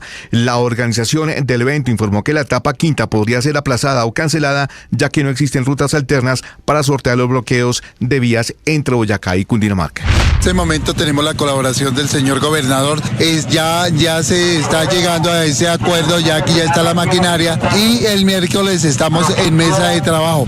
Si no se cumple o no llegamos a esas conclusiones que tenemos nosotros, el domingo estaremos bloqueando aquí. Después de 12 horas de bloqueo, los vecinos y habitantes de La Calera, Choachí, Caique, Safomeque y Ubaque, que mantenían cerrada la vía La Calera-Bogotá, específicamente en el sector conocido como Santiamel, levantaron el paro a las 8 de la noche. Manifestantes confirman que Gobernación de Cundinamarca se entablarían las mesas de negociación precisamente con el gobernador Jorge Emilio Rey, con la Agencia Nacional de Infraestructura en cabeza de Óscar Torres, el presidente, y también con autoridades ambientales para dar fin a una travesía que lleva más de 11 años afectando la vía de las veredas de 5 municipios de Cundinamarca. El expresidente Uribe perdió una primera batalla ante el Tribunal Superior de Bogotá. La respuesta es negar esa medida provisional que solicitó el abogado del expresidente Álvaro Uribe, Jaime Granados, mientras estudia la tutela interpuesta por la defensa del expresidente, que buscaba que lo dejaran en libertad mientras se da la segunda instancia. En el documento se expresa que no cumple con los estándares de urgencia, con la necesidad ni con la impostergabilidad que exige la ley para que el juez intervenga desde el inicio de trámite de la tutela, que pierde entonces la defensa del expresidente Álvaro Uribe. La orden de captura contra el expresidente Uribe sigue vigente y deberá cumplirse mientras avanza el trámite de esta acción constitucional. Polémica por un proyecto de ley radicado por el Pacto Histórico que establece medidas de inspección, vigilancia y control a las iglesias y entidades religiosas. El proyecto, aunque habría sido radicado con el respaldo de la Dirección de Asuntos Religiosos del Ministerio del Interior, el jefe de esta cartera, el ministro Armando Benedetti, negó cualquier respaldo a la iniciativa. Hasta hoy en día, el ministerio no ha presentado ninguna ley que regule o supervise o revise las creencias o el culto o la fe. La senadora María José Pizarro lanzó su precandidatura presidencial para el 2026. Afirmó que todos los aspirantes del Pacto Histórico, incluido Daniel Quintero, si decide participar, deben someterse a un comité de garantías éticas y electorales que evaluará el compromiso con los principios y el programa del progresismo. Ahí se tendrá que analizar no solamente que se defienden los principios del progresismo, los valores del progresismo, sino también un programa que nosotros hemos definido y que debe arropar a todos los sectores y a todas las tendencias del progresismo. Los enfrentamientos entre grupos ilegales por el control de la economía ilícita se han recrudecido por cuenta de un paro armado del ELN y del Clan del Golfo que ya completa más de 16 días. Hasta el momento, la crisis humanitaria en el sur de Bolívar deja más de 5.000 personas confinadas, 6 militares heridos por el ataque de un dron cargado con explosivos y un soldado asesinado. Manuel Berrío, secretario de Seguridad del Departamento de Bolívar. Y con una simple orden, no sube nadie, tenemos 18 días sin transporte, sin combustible y sin alimentación. Y lo peor de todo, 1.200 estudiantes sin recibir clases. María Alejandra Benavides, ex asesora del exministro de Hacienda Ricardo Bonilla, estuvo hoy declarando en la investigación por el escándalo de corrupción en gestión del riesgo. Se aseguró que ella prendió el ventilador ante la Corte Suprema de Justicia. Lo que se busca determinar es cómo se habrían pactado estas negociaciones para la aprobación de contratos en la Unidad Nacional para la Gestión de Riesgo. Jaime López, abogado de María Alejandra Benavides. Ella está dando y entregando toda la información que tiene. Yo soy respetuoso, todos somos respetuosos del proceso. Un juez negó el principio de oportunidad para Olmedo López por falta de sustentación adecuada, aunque reconoció que su testimonio fue clave para desarticular la red criminal que robó recursos de la Unidad Nacional de Gestión del Riesgo. La audiencia de apelación se realizará el 18 de agosto. Por otro lado, el menor de 15 años que disparó contra el senador Miguel Uribe Turbay aceptó cargos por porte ilegal de armas y tentativa de homicidio agravado en una audiencia reservada que se desarrolló este lunes. Todo nos lo dañó, todo. Las camas, los colchones, la nevera, los muebles, todo eso, uno alzando las cosas y el agua tumbándole todo a uno. Vivo con 2 nietos y una nieta y me tocó sacarlo, que se fueran con la ropa toda mojada. Santa Marta enfrenta una compleja emergencia por cuenta del torrencial aguacero de las últimas horas. En el puerto extraoficialmente se habla de más de 2.000 damnificados. La fuerza de las lluvias afectaron y destruyeron más de 1.700 vehículos. Las autoridades avanzan con el censo de los damnificados. La alcaldía gestiona con el gobierno nacional ayudas humanitarias para atender la emergencia. El juez Alexandre de Moraes del Supremo Tribunal Federal de Brasil ordenó el lunes el arresto domiciliario del expresidente Jair Bolsonaro. Moraes justificó el incumplimiento de las medidas cautelares impuestas al publicar contenido en las redes sociales de sus hijos. En su fallo, Moraes declaró que Bolsonaro, abro comillas, utilizó las redes sociales de aliados, incluidos sus 3 hijos parlamentarios, para difundir mensajes con contenido claro que alentaba e instigaba ataques contra el Supremo Tribunal Federal y apoyaba abiertamente la intervención extranjera en el Poder Judicial brasileño. También ordenó incautarle teléfonos móviles y dispositivos que le permitan conectarse a redes sociales, diligencia que la policía ya adelantó. El presidente Trump no dio detalles de qué tipo de submarinos son los desplegados, pero se presume que son tipo Ohio. Estos tienen capacidad para decenas de misiles balísticos nucleares. Rusia, por su parte, también respondió asegurando que iba a dejar de cumplir los términos del llamado Tratado sobre Fuerzas Nucleares de Alcance Intermedio, señalando entonces que desplegaría misiles a zonas cercanas a Europa y Asia, pero al mismo tiempo piden prudencia máxima. Dmitry Peskov, portavoz del Kremlin. No puede haber un ganador en una guerra nuclear. Esta es la idea principal de nuestra postura. No creemos que la situación actual sea una escalada de ningún tipo, pero reconocemos que se están debatiendo asuntos extremadamente complejos y delicados. Algunos viajeros internacionales tendrán que hacer un depósito para entrar a Estados Unidos. El Departamento de Estado notificó que la medida entraría en vigor en 15 días y establece una garantía de entre $5,000 y $15,000 para quienes soliciten visa de turismo o negocios y estén en un país con una alta tasa de sobreestadía o violación de tiempo límite en Estados Unidos. Nelson de Osa fue presentado de manera oficial por el Real Betis de España. El nacido en Marmato, Caldas, llega al club andaluz por 13 millones de euros desde los Rayados de Monterrey de México. Será nuevo compañero del otro colombiano Juan Camilo El Cucho Hernández y del español Isco Alarcón. De Osa firmó contrato hasta 2030 y podría debutar este miércoles ante el Como de Italia en amistoso de pretemporada. Estás escuchando Blue Radio. Los vamos a acompañar esta mañana con noticias, con historias. Los saludo desde Mañanas Blue. Feliz mañana para todos. Mañanas Blue con Néstor Morales es de nuevo el programa más escuchado en Colombia.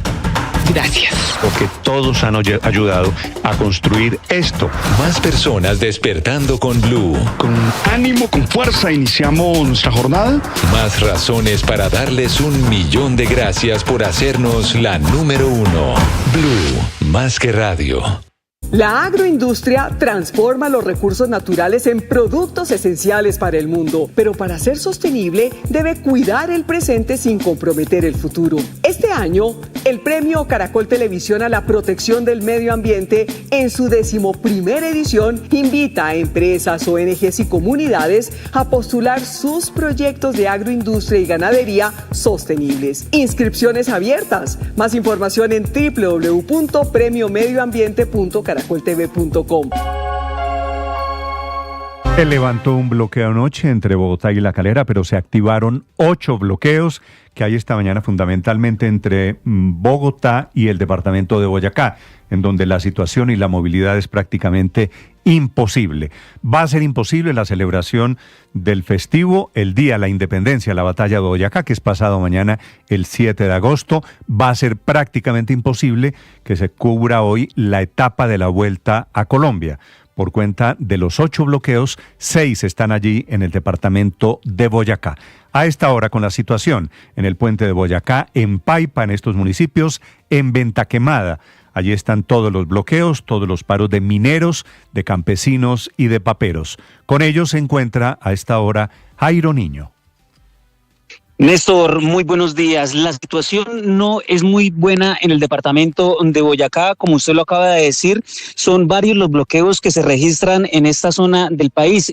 Importante el departamento de Boyacá para que se genere o se transite todo el tema de alimentos para el centro del país, pero también para comunicación con los departamentos, con el departamento de Santander, norte de Santander, Costa Atlántica, también Casanare y Arauca. Pero mire, le voy a hacer un panorama en este momento para iniciar con el tema de los bloqueos. Los más importantes en ese momento, Venta Quemada, que pues allí se encuentran los campesinos que habitan en zona de páramo. Aproximadamente llegaron 400 campesinos desde ayer sobre las 4 de la mañana, continúan en este punto sin dar paso para ningún tipo de vehículo, tan solo el paso humanitario para las ambulancias y personal médico. Aquí en Paipa es el punto quizás más fuerte del paro minero. Hay aproximadamente 2.000 personas que vienen haciendo turnos en diferentes horarios para mantener el horario, y en este momento pues los vehículos que se encuentran atrapados comienzan a discutir también con la gente de la protesta porque necesitan movilizarse, han señalado ellos. El otro punto de manifestación se registra en Sogamoso, en la glorieta Gustavo Jiménez. Allí también se encuentran personal de paro minero, porque en esta zona del departamento de Boyacá pues es importante todo ese tema de este sector económico. En Guacamayas también hay campesinos de zona de páramo haciendo manifestaciones, y en el municipio de Monguí más o menos aproximadamente unas 40 personas. Monguí también un municipio productor de carbón, y Monguí, Corrales y Topaga también pues registran bloqueos en estas poblaciones, generando pues un colapso total. Se suspende, parece que el corredor, este corredor vial para el tema de la Vuelta a Colombia. Y le cuento rápidamente, los campesinos de zona de páramo que vienen exigiendo que se cumpla lo que se habían manifestado desde el mes de octubre del año pasado, donde se ha hecho ya un paro de este sector, y no han manifestado que el gobierno nacional no les cumplió. Uno de los puntos más importantes hace referencia a la delimitación de la zona agrícola en zona de páramo, que están muy preocupados, pues ellos manifiestan que cuando se hizo el estudio simplemente trazaron una línea que dejaron a muchos como si fuera zona de páramo, pero que ni siquiera hay vegetación nativa en estos lugares, y lugares donde ellos por cientos de años han trabajado. Y frente al tema de los paros de mineros en diferentes puntos de Boyacá, le cuento, Néstor, que básicamente ellos pues han pedido que sea más justo desde el gobierno nacional con lo que viene sucediendo con ese sector económico, pues le han cerrado mercado internacional. Pero aparte de eso, como se han registrado unas lluvias en los últimos meses, pues las termoeléctricas no están funcionando. Ayer eran donde normalmente ellos vendían el carbón, como Gensa Termopaipa aquí en esta zona del departamento de Boyacá, y en este momento no tienen cómo comercializar el carbón. Yo le voy a hablar en este momento con Yolman Pedraza, es uno de los líderes del sector minero, Néstor. Y ¿cuál es la situación, don Yolman, en este momento? Y ayer hubo una mesa de negociación, ¿qué sucedió? Sí, señor, la situación en este momento es que el paro continúa. Ayer hubo una mesa de diálogo en horas de la tarde, vinieron varios viceministros, se explicó todo el pliego de peticiones, se organizaron unas mesas de concertación, pero soluciones concretas aún no hay. De nuestra parte, toda la disposición. Desafortunadamente, el presidente de la República en horas de la noche saca un comunicado provocando a la gente. El presidente de pronto no comprende que la vida que para nosotros la vida tampoco se negocia. El presidente no comprende que para nosotros también el agua es más importante, pero nuestras peticiones son con el carbón. Nosotros no tenemos minas de carbón donde nace el agua, eso es una mentira. Nosotros queremos y necesitamos que hayan políticas que nos permitan a nosotros trabajar. Él habla de una transición energética justa, pero aquí a Boyacá no ha venido ningún ministro ni el presidente a ofrecernos absolutamente nada con respecto al tema de la transición energética. Hay unos proyectos que nosotros ni siquiera conocemos. El año pasado, en mayo, Cuando estaba el fenómeno del Niño, vino el viceministro a rogarnos que sacáramos el carbón que más pudiéramos para no dejar apagar las termoeléctricas, que esa noticia salió en Caracol y en los medios de comunicación y en Blue Radio.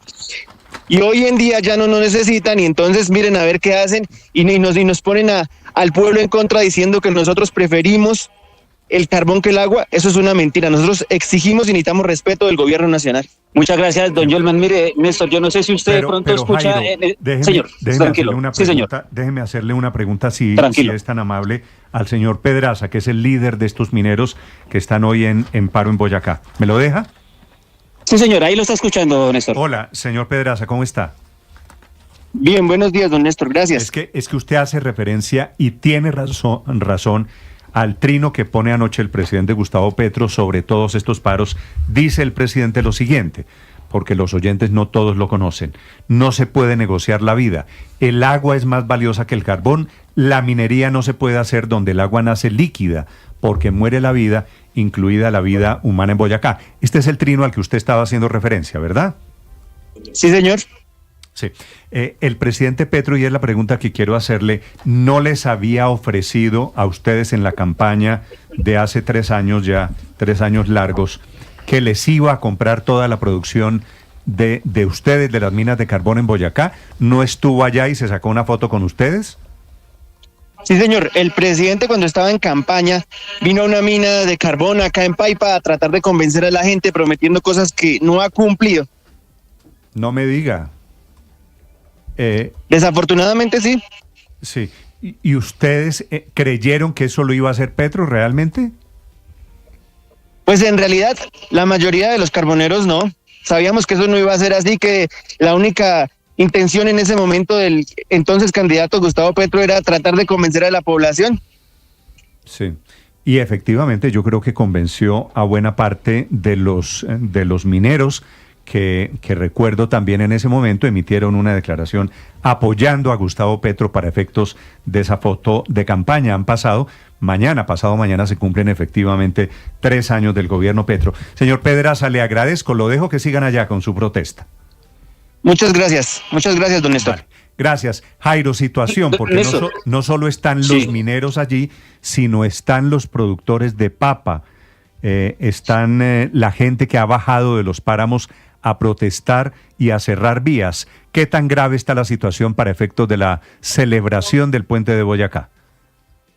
Néstor, creo que el lugar estratégico que buscaron los campesinos de zona de páramo fue quizás un punto clave para escoger ellos el puente de Boyacá.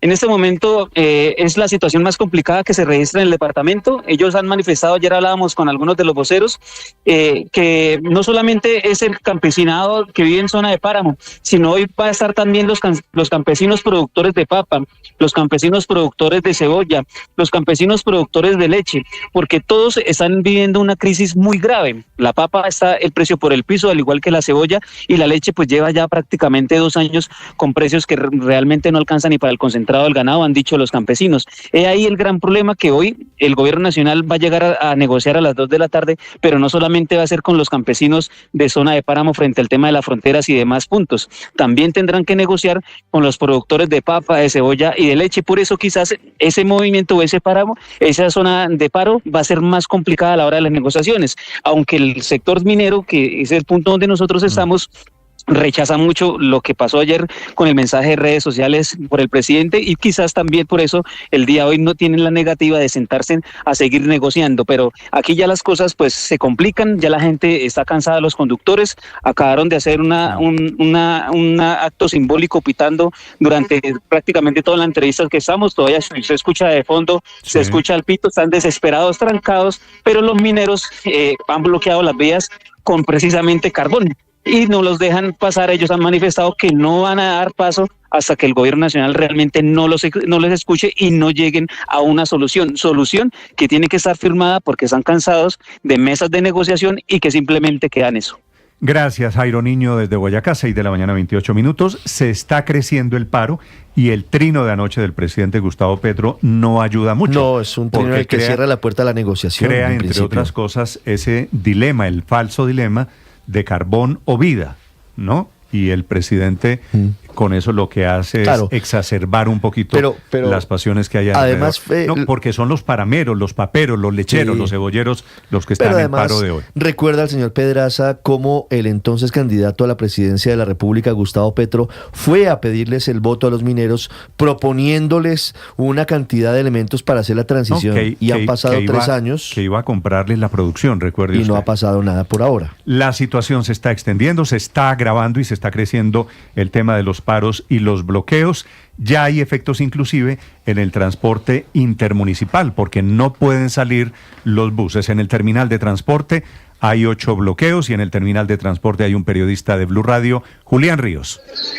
Hola Néstor, sí señor, la situación está bastante compleja aquí en la terminal de transportes porque las empresas de buses intermunicipales no están despachando, no están enviando buses ni por la vía principal hacia Tunja ni por la vía a Zipaquirá, porque también se presenta este nuevo bloqueo. Y muchas personas están, Néstor, desde el día de ayer a las 3 de la tarde y han pasado la noche aquí en el piso hasta con bebés. Mire, voy a hablar aquí con una señora para que nos cuente qué es lo que está pasando y qué le dice la empresa de transportes a usted. ¿Para dónde viaja?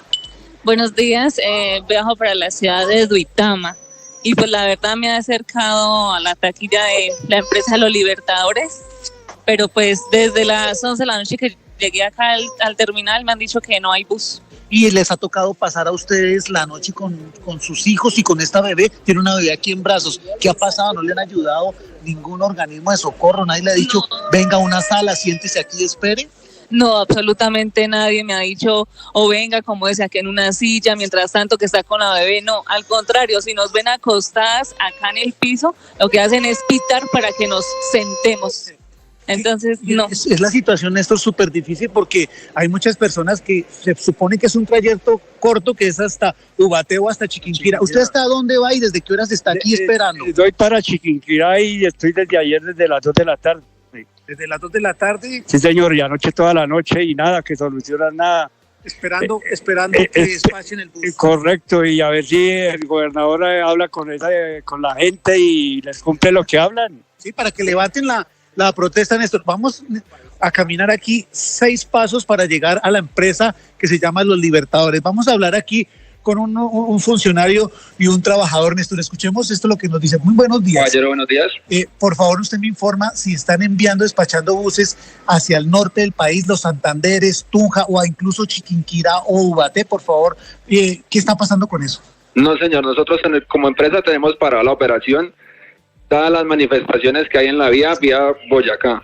Sí, pero ustedes también envían, digamos, había una vía alterna que la gente pensaba que se podía ir por Chiquinquirá para poder pues llegar por Villa de Leyva y pasar a Tunja de los Santanderes. ¿Por ahí se pueden enviar buses? No, señor, nosotros como empresa no estamos enviando por ese lado. Por ese lado tampoco. ¿Y qué está pasando entonces con los pasajeros y los tiquetes y los pasajes? ¿Qué pasa? Las personas que compraron por plataforma, ya sea Pinbus, Redboot o en la línea, se están comunicando con la empresa, se les deja abierto para que tan pronto abran, ellos ya pueden viajar con ese mismo tiquete. Los que no, pues entonces llegan acá al punto y se les hace su respectiva devolución. La devolución, Néstor, la situación está bien complicada aquí en la terminal de transportes, mucha gente atascada y varada en trayectos incluso hasta Chiquinquirá o Ubaté. Esa es la situación. Y también quería informarles que en Ubalá, Cundinamarca, que es la región del Guavio, se está presentando un bloqueo por parte de campesinos y agricultores porque tienen retenida maquinaria pesada de Enel y dicen que no permitirán el paso hacia esa región porque no les han cumplido con unos acuerdos que pactaron hace 3 años cuando hubo una manifestación para que les arreglaran sus vías. Esta es la situación compleja por todos lados y aquí en la terminal se pone más difícil. Sí. Gracias, Julián. Son las 6 de la mañana, 33 minutos. El problema, Felipe, es que una vía es la salida por la autopista norte hacia Tunja, ¿verdad? Que es saliendo y usted toma mano derecha. Así es. La otra vía, que es la ruta alterna, es la vía Ubaté-Chiquinquirá, que también está bloqueada desde anoche por cuenta del paro de los mineros. Y allí la situación, obviamente, lo que hace es complicar. Así que, por un lado, por el puente de Boyacá no hay paso, pero por el otro lado, por Ubaté tampoco hay paso. Así que no hay cómo llegar a Tunja y más allá. No hay cómo llegar. No hay cómo, no hay por dónde llegar, Néstor. Y si están bloqueando Ubaté, como están bloqueando, Felipe, en este momento en la vía Simijaca, pues eso quiere decir tampoco hay paso.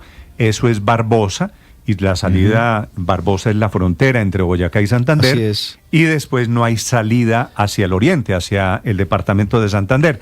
Así que esto se está agravando, se está creciendo, Néstor, y esto se vuelve una cadena interminable tengo de una bloqueos. pregunta. Entendiendo que los agricultores tienen motivos suficientes para estar inconformes y preocupados, y también los parameros y también los mineros, sí vale la pena preguntarse si también hay detrás, intentando sumarse o promoviendo los bloqueos, alguna organización política. Sí, siempre hay una organización Porque política. En los, y no en los arroceros estaba Dignidad Arrocera, y en el paro de los paperos está Dignidad Papera, que está publicando hasta ahora su pliego de peticiones en el Instagram. Esos dientes de leche, Ricardo. Bueno, pero todo hay que decirlo, todo hay que ponerlo sobre la mesa. Obviamente. ¿No? Aquí también hay políticos intentando pescar en Río Revuelto. No es coincidencia que hay 9 paros entre estos de esta mañana y el de La Calera, que es el único que se ha arreglado, y no estallaron por generación espontánea.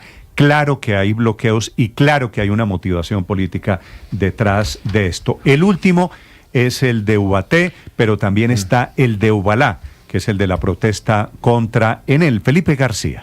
Hola Néstor, buenos días, sí señor, y le voy a hablar sobre la quinta etapa de la Vuelta a Colombia 2025 prevista para este martes 5 de agosto entre Duitama y Tocancipá, una fracción, Néstor, de 150,9 kilómetros que está en vilo debido al paro minero en Boyacá. La organización del evento informó ayer que la realización de la etapa está pendiente de confirmación a la espera del resultado, por supuesto, de las negociaciones entre el gobierno y los promotores del paro. Este paro, Néstor, que empezó ayer, ha generado bloqueos en la vía Bogotá, Tunja, Paipa, Sogamoso, impidiendo el paso por puntos claves como el puente de Boyacá, parte esencial del recorrido ciclístico. Solamente se permite el tránsito de ambulancias y misiones médicas. De no disputarse, Néstor, esta etapa, la carrera quedaría en vilo, ya que no se contempla por el momento un plan alternativo para una eventual reprogramación. Como consecuencia también de este paro en las vías de Boyacá, el ejército confirmó que la conmemoración de la batalla del puente de Boyacá del próximo 7 de agosto quedó cancelada, por lo menos en ese emblemático sitio. En el evento, que se prevé la presencia del presidente Gustavo Petro,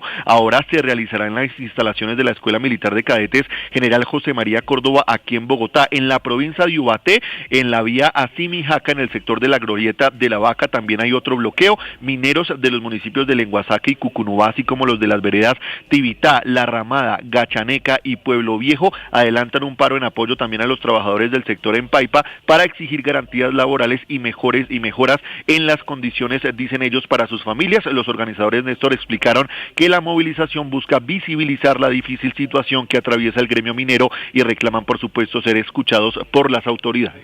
Felipe, gracias. 6 de la mañana, 36 minutos. De los bloqueos que había, el único que levantaron anoche fue el que estaba en la vía en La Calera, pasando el peaje de Patios frente a Santiamén. Eso sí, dicen los organizadores de ese bloqueo, con la condición de que la ANI, que es la oficina del gobierno, la Agencia Nacional de Infraestructura, les cumpla en la reparación de la vía, que es la perimetral de Oriente. Y está circulando esta mañana el tráfico normalmente. Nicolás Rodríguez. Néstor, buenos días. Este bloqueo se levantó anoche a las 8 de la noche, cuando por fin la Defensoría del Pueblo, la Procuraduría y delegados de la Agencia Nacional de Infraestructura y de la Gobernación de Cundinamarca concretaron una reunión para el próximo miércoles a las 3 de la tarde con el gobernador y con el presidente de la Agencia Nacional de Infraestructura, Óscar Torres. Confirman además que en esta reunión se van a instalar algunas mesas técnicas para avanzar en los diálogos para reparar estas vías de 5 municipios, varias veredas de 5 municipios que se vieron afectados por la falta de la construcción de la perimetral de Oriente, un proyecto que quedó abandonado por muchos años y que desde el 2014 estaba licitado y estaba concesionado por la perimetral de Oriente, así se llama la concesión. Sin embargo, estos mismos líderes de este paro anunciaron que si no se llega a ningún acuerdo ese miércoles a las 3 de la tarde, podría estar en riesgo la etapa 10 de la Vuelta a Colombia, que sería Sopó-Bogotá, atravesando Tocancipá, Gachancipá, Chocontá, Sesquilé, Guatavita y La Calera. Eso lo confirmó Orlando Parra, quien es uno de los líderes del paro. Tenemos la colaboración del señor gobernador, ya se está llegando a ese acuerdo, ya aquí ya está la maquinaria y el miércoles estamos en mesa de trabajo. Si no se cumple o no llegamos a esas conclusiones que tenemos nosotros, el domingo estaremos bloqueando. Néstor, se espera además que en las próximas horas llegue maquinaria al sitio para poder hacer unos reparcheos, como llaman ellos, habitantes de estas veredas, y así alivianar un poco esta vía que se encuentra muy afectada además por la ola invernal. Gracias, Nicolás. Son las 6:38 a.m. Esta mañana, Felipe, paradójicamente, la campaña es contra el magistrado Ramiro Riaño del Tribunal Superior de Bogotá, a quien por reparto le correspondió la tutela del expresidente Álvaro Uribe. Los mismos que hace 24 horas estaban defendiendo el respeto a los jueces en Colombia, están hoy en una campaña feroz contra el magistrado Riaño, que sienten que no les da garantías, o no por lo menos la que ellos quisieran, contra el expresidente Álvaro Uribe. Sí, toca esperar de los 10 días que quedan para la definición de la tutela presentada por el presidente, ¿no? Sí, el doctor Riaño, y esta es la suspicacia de algunas personas, de Cepeda, el senador Cepeda, que anoche emite un comunicado de muchas personas vinculadas que estaban celebrando la decisión contra el expresidente Álvaro Uribe, dicen que Riaño ya tomó una decisión que en el pasado favoreció al expresidente Álvaro Uribe. ¿Por qué? Porque él suspendió provisionalmente el juicio, dándole la razón a la defensa del expresidente Álvaro Uribe. Él toma esa decisión, pero pocos días después expresa y radica un impedimento. ¿Por qué? Porque su esposa fue nombrada fiscal en Zipaquirá en el año 2013 por el entonces fiscal general Eduardo Montealegre. Es decir, su impedimento obedece a que podría tener algún tipo de cercanía con una de las víctimas del caso, no con el procesado que es Álvaro Uribe. Y el impedimento se lo aceptaron. El impedimento fue aceptado. Y en ese momento, Héctor, Montealegre era parte del proceso en condición de víctima del proceso contra Álvaro Uribe. Claro. Ya no lo es. Bueno, sí, pero sigue siendo. Sigue siendo porque no está firme como el la proceso condena. no ha terminado. Claro, como el proceso no ha terminado, sí. Probablemente incluso ellos podrían incluso apelar la condena que emitió la juez Heredia, pues porque para que se reconozca ese otro delito. Aunque ya dijeron que entonces, no van a apelar, sí, yo creo que ya no apelaron, porque ya la audiencia ya no terminó. apelaron, sí. Pero el hecho es que yo creo que el magistrado Riaño va a tener que declararse impedido, por supuesto, otra vez, porque pues el asunto es parecido. Él considera que hay un grado de impedimento por una eventual relación con alguno de los intervinientes en el proceso, y eso tendrá que volverlo a declarar, me parece a mí, y creo que si se lo aprobaron la primera vez, deberían aprobárselo la segunda. Ahora, en relación con la decisión que se tomó ayer, Néstor, a mí me parece que en el relato que usted hizo hace unos minutos sobre lo que había pasado, pone de presente la dificultad jurídica. Usted dijo, se le rechazó una decisión de urgencia por el Tribunal Administrativo, pero por otro camino va la tutela con similares argumentos. Sí. Ese es el problema, porque la tutela es un mecanismo subsidiario, es decir, se puede usar cuando no hay otro camino jurídico para defender los derechos de la persona que está buscando la protección. Y aquí pues hay otro camino jurídico, tal lo había que ya se tramitó. Entonces ahí es el problema de la procedibilidad, como dicen los abogados, de la acción de tutela, porque eventualmente no superaría el carácter subsidiario que se requiere. Entiendo perfectamente, Héctor, por eso lo dije. Derrotado el expresidente Uribe ayer con esta medida provisional, ahora viene la decisión de fondo, pero cada vez parece menos probable que esa tutela tenga esa eventual, Néstor, esa eventual decisión de apartarse o no del proceso muy seguramente se va a conocer hoy, porque el magistrado Riaño regresa hoy al Tribunal Superior de Bogotá. Él tenía permiso de la presidencia durante una semana, desde la semana anterior había solicitado, ayer se le venció, y esa es la razón por la que la decisión la termina firmando el magistrado Leonel Rogeles Moreno. Pero fíjese que las cuentas están de la siguiente manera: en el hipotético caso de que el magistrado Riaño llegara a declararse impedido y le aprobaran, hay otros dos magistrados, la decisión terminaría firmándola este mismo magistrado Rogeles y la magistrada Aura Alexandra Rosero. El doctor Rogeles, que ya había avalado el impedimento al doctor Riaño y había negado la suspensión provisional del juicio contra el expresidente Álvaro Uribe. Un dato adicional, Néstor, solo un dato. Los doctores Perdomo y Montealegre siguen siendo víctimas del caso, porque si bien desestimaron el proceso por el testimonio de la exfiscal Hilda Niño, siguen siendo víctimas por el tema del Tuzo Sierra. Y por el tema del Tuzo Sierra sí fue condenado el expresidente Álvaro Uribe. 6:43 a.m, la defensa de Uribe ya pagó la póliza, ya pagó la caución. Vendrá en las próximas horas seguramente la reseña judicial, la fotografía del expresidente Álvaro Uribe como preso del IMPEC en la condición de detención domiciliaria. Juan Esteban Quintero. Néstor, buenos días. El Tribunal Superior de Bogotá tomó una decisión clave frente a una parte de la tutela presentada por el expresidente Álvaro Uribe, quien alega vulneraciones al debido proceso tras ser condenado a 12 años de prisión domiciliaria. El magistrado Leonel Rogeles Moreno, quien analiza el expediente de forma temporal mientras se resuelve la ausencia del magistrado asignado por reparto, Ramiro Riaño, decidió negar la medida provisional con la que el exmandatario buscaba evitar la ejecución de la orden de captura y cumplir la detención en su residencia en Río Negro, Antioquia. Esto dice el documento. Con las pruebas aportadas a la acción de amparo, es apresurado determinar que la decisión del estrado requerido es arbitraria. Esto se traduce en que a la mayor brevedad el despacho de la jueza Sandra Liliana Heredia deberá emitir la boleta de encarcelamiento al IMPEC para que se cumpla la orden de captura y se logre ubicar y poner en detención al expresidente. El abogado Juan Felipe Criollo explicó que, si bien se negó la medida provisional mientras se resuelve la apelación, que deberá ser presentada por el abogado Jaime Granados antes del 13 de agosto, aún falta analizar de fondo toda la tutela, que alega que la jueza Heredia vulneró varios derechos del exmandatario durante el proceso. La decisión que tomó el tribunal frente a la negación de la medida provisional es tan solo una de las etapas que se van a surtir dentro de los trámites de tutela. Aquí se tienen pensadas estas medidas para unos actos urgentes para evitar la afectación de derechos fundamentales de los ciudadanos. Pero eso no quiere decir de que la tutela no se vaya a fallar de fondo,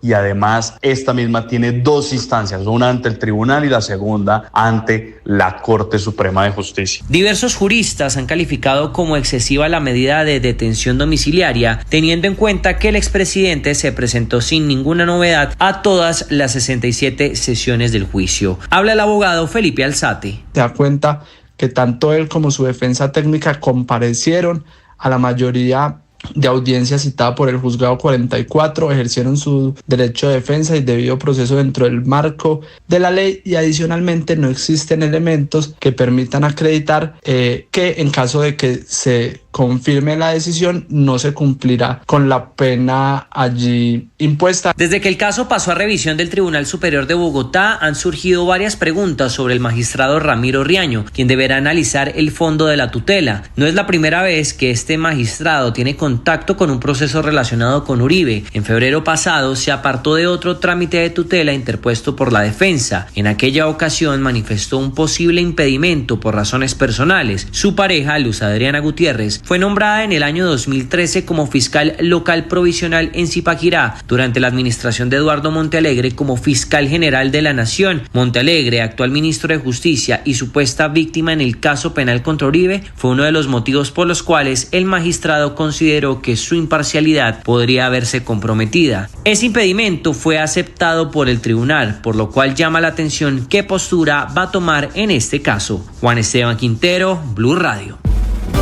Ricardo Ospina es periodista. Está en Mañanas Blue.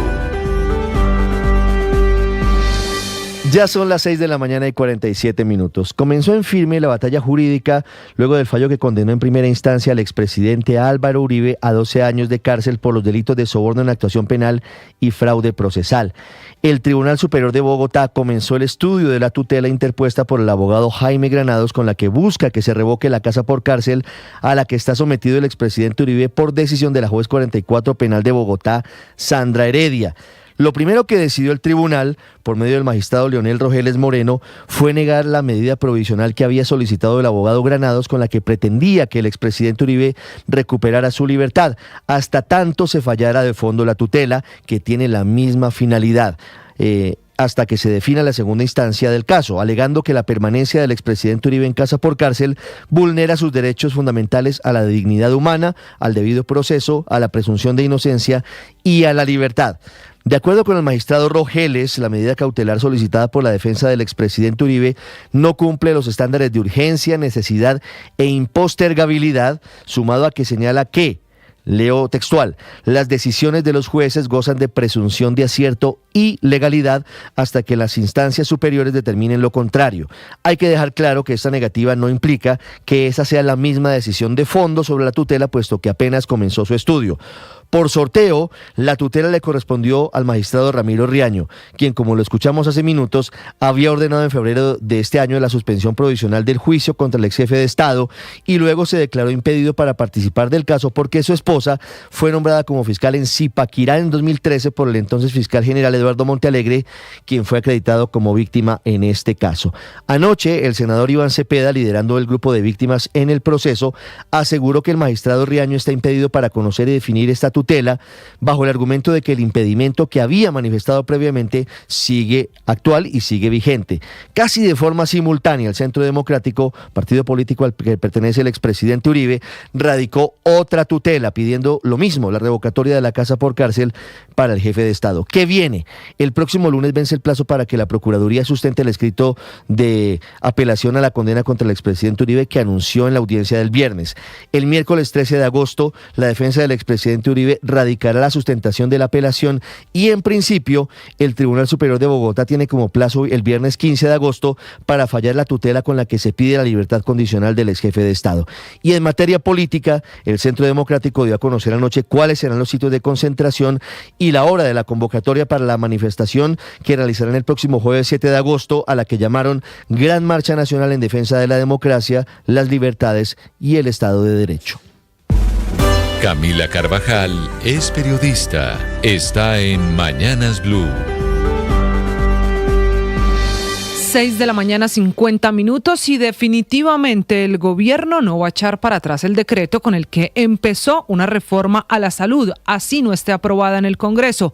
Todo lo contrario. El ministerio de Guillermo Alfonso Jaramillo publicó para comentarios el borrador de una resolución que fija los criterios para que las EPS sigan operando en el sistema. Lo primero que establece el documento, que tiene 11 páginas más 25 páginas de anexos, es que el ministerio va a dividir el país en subregiones, una llamada metropolitana, otra llamada nodal intermedia, una más llamada rural y otra especial para atender, por ejemplo, la zona insular o incluso lo que llaman etnocultura. En cada una de esas subregiones se va a establecer el número máximo de EPS autorizadas. Las EPS tendrán que tener presencia y capacidad operativa en el territorio donde queden habilitadas. Y ojo, porque dice este borrador que las EPS que tengan menos de 5 millones de afiliados en todo el país o menos del 10% en una región específica, de esas en las que van a dividir el mapa de Colombia, no podrá quedar habilitada en esa región.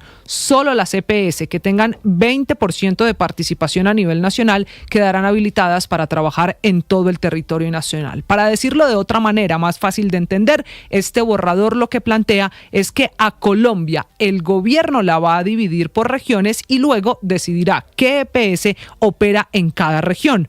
Apenas esté listo el mapa, el Ministerio de Salud y la ADRES van a proceder a reasignar a los afiliados, intentando no separar a los núcleos familiares. Como quien dice, a muchos colombianos los van a cambiar de EPS con este nuevo modelo. Las EPS van a tener un año a partir de la expedición de este documento, que por ahora es borrador, que está para comentarios, para ajustarse a las nuevas condiciones, o de lo contrario tendrán que salirse del sistema. Las EPS tendrán que tener una estructura organizativa nueva, gestión de riesgo, atención al usuario, cumplimiento financiero, contratación de prestadores y tecnologías de la información. Una última, la superintendencia queda habilitada para hacer auditorías, visitas, requerimientos a las EPS según este borrador. Falta ver con las nuevas reglas qué EPS sobreviven, porque con las intervenciones que hicieron en el gobierno con la promesa de resolver el problema en el sistema de salud, todo sigue igual o peor que antes. María Camila Orozco es periodista. Está en Mañanas Blue. Ya son las 6:53 de la mañana. 0 y van 2 para Olmedo López. 2 veces que un juez le niega la aplicación de un principio de oportunidad con la Fiscalía para ampliar la información del escándalo de corrupción de la Unidad Nacional para la Gestión del Riesgo. Toda la responsabilidad recae sobre la Fiscalía, que no sustentó correctamente los alcances del beneficio por colaboración ni los casos o expedientes en los que López iba a declarar. Y no es cualquier impasse, porque se trata del principal testigo. Es el acuerdo que necesitan para que López de manera formal dé su testimonio sobre el llamado cónclave, el grupo de altos funcionarios del gobierno del presidente Gustavo Petro que dieron las órdenes de repartir los dineros. Es el episodio en el que aparecen nombres como el de Carlos Ramón González y los de los exministros del Interior Luis Fernando Velasco y de Hacienda Ricardo Bonilla. Pero aunque Olmedo López está estancado, no pasa lo mismo en la Corte Suprema de Justicia con María Alejandra Benavides. El principio de oportunidad que le fue avalado hace apenas unos días comenzó a dar sus frutos. Ayer reapareció con la promesa de entregar su testimonio y pruebas para poner contra las cuerdas a por lo menos 7 congresistas. Estuvo en 2 despachos de la Corte Suprema, en uno hablando en contra de un grupo nutrido de congresistas por el episodio del crédito para la Comisión de Crédito Público que quería el gobierno nacional, que es la operación de compra y venta del Congreso de la República, y en otro despacho, en el de la magistrada Cristina Lombana, hablando del senador del partido de la U, Julio Elías Chagui, actual presidente de la Comisión Primera, sobre la que Olmedo López ha dicho que hacía parte de una operación en la que está involucrado el exministro Velasco. Paola Ochoa es periodista. Está en Mañanas Blue. 6 de la mañana, 55 minutos. Temblor en el sector eléctrico colombiano por la arremetida del gobierno nacional contra la empresa XM, filial de ISA, Interconexión Eléctrica S.A., y a partir de ayer con visitas diarias de la Superintendencia de Servicios Públicos por los próximos 3 meses y a fin de inspeccionar aspectos administrativos, financieros, regulatorios y comerciales de la empresa. Pesquisas que llegan tras las acusaciones públicas del ministro de Minas y Energía, Edwin Palma, sobre la compra de un software por $26 millones, cerca de $100 mil millones de pesos, que hasta el momento no ha servido de nada, que no ha podido entrar en funcionamiento y que tiene a las directivas de XM en medio de una batalla legal contra los contratistas. El consorcio integrado por Siemens SAC y la firma estadounidense N-Dimensions, con sede en el estado de Virginia, a quienes se les adjudicó ese contrato en el año 2013 para construir una nueva plataforma tecnológica que sirviera para soportar las operaciones de la empresa XM, ni más ni menos que la operación del Sistema Interconectado Nacional y toda la administración del mercado de energía mayorista. En una palabra, el corazón del sistema eléctrico colombiano y la gran dirección de la orquesta del 99% de la demanda energética del país. XM, que es la encargada de mantener ese balance entre la generación y la oferta de energía y la responsable de garantizar la confiabilidad, seguridad y eficiencia de todo el sistema eléctrico del país, desde la generación y hasta la distribución, poniendo énfasis muy especial en la frecuencia y en el voltaje, 2 importantísimas variables que vigila 24 horas, 7 días a la semana, 365 días al año, y que es transversal para todo el sistema de energía, es decir, 103 generadores, 14 transmisores, 38 distribuidores y 138 comercializadores, todos bajo el ojo avisor de XM, todos bajo la coordinación de la empresa XM. Estás escuchando Blue Radio. La agroindustria transforma los recursos naturales en productos esenciales para el mundo, pero para ser sostenible debe cuidar el presente sin comprometer el futuro. Este año, el Premio Caracol Televisión a la Protección del Medio Ambiente, en su 11ª edición, invita a empresas, ONGs y comunidades a postular sus proyectos de agroindustria y ganadería sostenibles. Inscripciones abiertas. Más información en www.premiomedioambiente.caracoltv.com. Los vamos a acompañar esta mañana con noticias, con historias. Los saludo desde Mañanas Blue. Feliz mañana para todos. Mañanas Blue con Néstor Morales es de nuevo el programa más escuchado en Colombia. Gracias. Porque todos han ayudado a construir esto. Más personas despertando con Blue. Con ánimo, con fuerza, iniciamos nuestra jornada. Más razones para darles 1.000.000 de gracias por hacernos la número 1. Blue, más que radio. Los seres humanos siempre estamos en medio de relaciones, porque somos seres sociales, porque nos necesitamos. ¿Qué hacer cuando otro ser humano nos cae mal? 4 cosas por lo menos. Lo primero, aceptar la emoción. ¿Alguna? 6:58, padre, buenos días. Buen día, Néstor, como siempre, con ánimo, con ganas de hacer de este día el mejor. Además, porque estoy feliz porque esta semana trae domingo en la mitad. Entonces eso me pone tatari papa, bacán. Muy bien. Me contagia usted con su alegría, padre. Tema de hoy. ¿Sabe, Néstor, que creo que me estoy volviendo viejo? Sí, yo también lo he visto. ¿Sabe por qué? No. Pero no, vamos a ver, he madurado. Es que antes a mí me pegaban una insultada y yo inmediatamente respondía a otra. Antes a mí alguien medio me pechaba y yo inmediatamente le decía, ¿qué pasa? Y cada vez me estoy dando cuenta. ¿Usted era así de peleón? Sí, yo he sido peleón, claro. Yo el primer día del seminario me agarré con un tipo, un pelado. ¿En el seminario? El primer día. Y nos llamaron a rectoría y nos dijeron, esto es causal de expulsión. Pero ustedes acaban de llegar, tenía 16, 17 años, y nos dijeron, nos echaron un cuento, para que veas tú. Es decir, yo era... Usted de mecha corta. De mucha mecha. Pero cada vez estoy más convencido que en la madurez uno elige con quién engancharse emocionalmente en una disputa. Hay gente que no vale la pena contestarle un insulto. Hay gente que no vale la pena que uno entre a discutir. Y yo aquí he tenido ejemplos. El otro día Ricardo, por ejemplo, me dio ejemplo de esos. Alguien en una entrevista y Ricardo calmado. O tú mismo me has dado, Néstor me ha dado ejemplo de eso varias veces. Sí, porque eligen. Usted me ha visto, sabe que si no. Entonces yo creo que eso es una práctica que necesitamos más en Colombia. Ser capaces de no engancharnos con todo el que nos. No, hay gente que hay que dejar pasar. Hay que decir, no, yo no estoy dispuesto. Entonces quiero dar algunas claves para hacerlo. El sangricaliente, padre Linero, tal cual, dando lecciones de moderación. Después de aprender, sí. He ido aprendiendo. Está bien, es al final de cuentas, no todas las peleas hay que casarlas, ¿no? Total, esa es la afirmación. Ya viene el padre Linero y ya vienen los deportes. Ricardo, buenos días. Hola, Néstor, feliz mañana. ¿Usted recuerda cómo presentaron a James Rodríguez en el León, como un gladiador, que lo pusieron en escena? Pues llegó otro colombiano. Daniel Arcila, que es un chico del Envigado que se ha convertido en la nueva sensación de liga y que llega a México, lo presentaron como boxeador. Ya les vamos a contar esa historia con cuadrilátero y todo a bordo. Es decir, se han vuelto muy ingeniosos. A Nelson de Osa lo presentaron el Betis con Kiss Cam, aquella haciendo alusión al episodio de Coldplay.